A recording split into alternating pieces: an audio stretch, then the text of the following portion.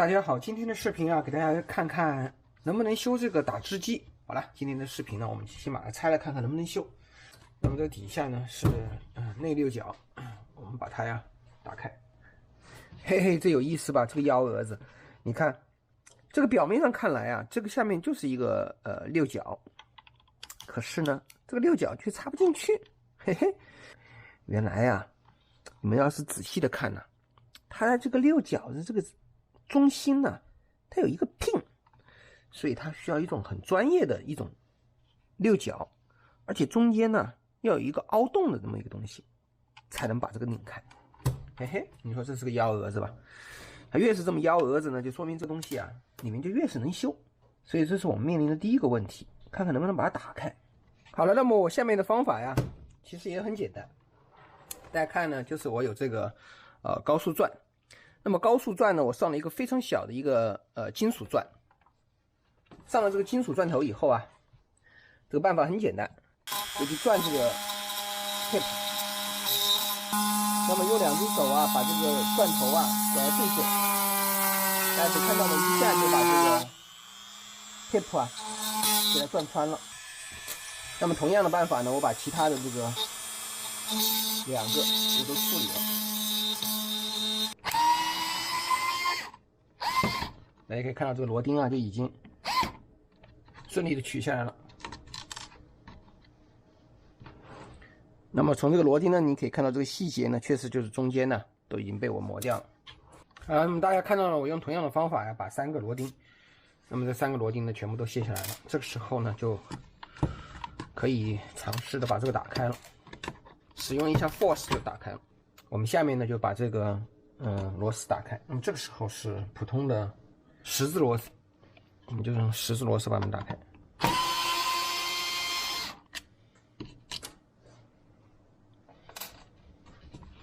下一步呢，那么这一部分呢一下就打开了。电线打开，我们也要把这两个螺丝拧开。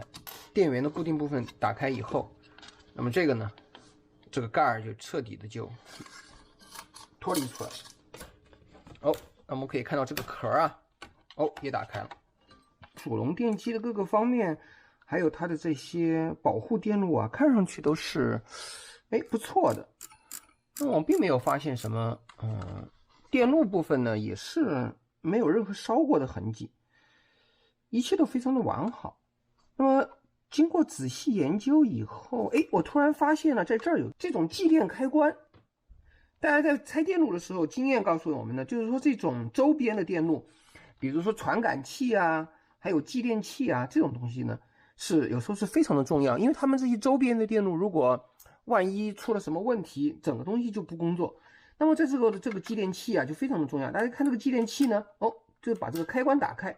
那么实际上这个继电器干嘛呢？那显然是连到上面的这个看这里有一个齿，当这个东西嵌入的时候，大家可以看到没有？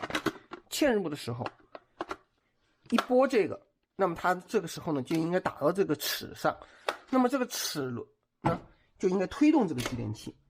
那么可能是因为啊，这个用了以后，我们看到这个齿啊，当我用手拨的时候，你看没有任何的反应。那么直觉告诉我呀，这个东西一定是坏在这儿了。大家看见没有？因为使用的时间呢太长，果汁啊漏在这个上面，导致这个部分呢完全的这个僵化。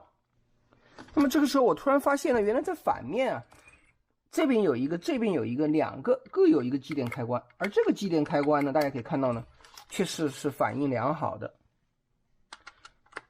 看，这个继电开关是反应良好的。那么的这个继电开关呢，主要就是因为这一个出了问题。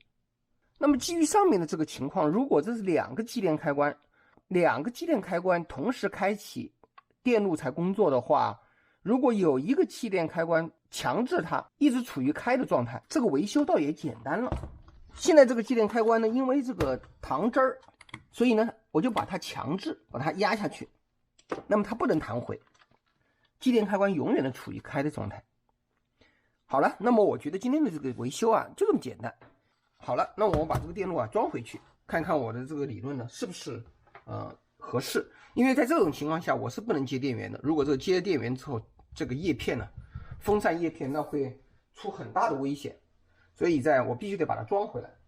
我们把外壳底座，那么再原样的给它装回。好的，我们怀着激动的心情呢，把我们的装好以后插上电源，我们来测试一下我们这个理论呢是不是对的。就是因为这两个卡口啊的失效，我们把它装上，哎，果不其然，这时候已经开始显示电路了。那么我们来看一看，哦，看，已经开始工作了。好了，所以今天的 DIY 视频啊，看上去就非常的简单，完全的没有必要把这个东西打开。那么它的问题呢，就是因为这个 Blender 在使用长了以后，这些果汁啊，把这两个卡口给锈死了。那么其中一个卡口呢，那么是完好的，另外一个卡口是锈死了。所以这两个卡口的两个继电器，只要一个不工作呢，那么整个就不工作。那么维修的方法呢，其实也就是很简单，我把这个卡口啊强制它打开。那么它强制于处于开的状态，那么剩下呢只有这一个卡口呢目前是工作的。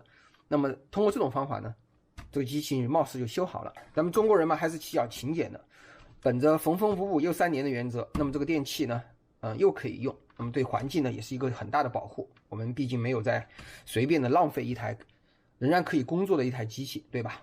好了，这就也是我们 DIY 维修的一个最基本的精髓。如果朋友有类似的搅拌机，有类似的问题，那么不妨呢 check 一下是不是有这个继电开关。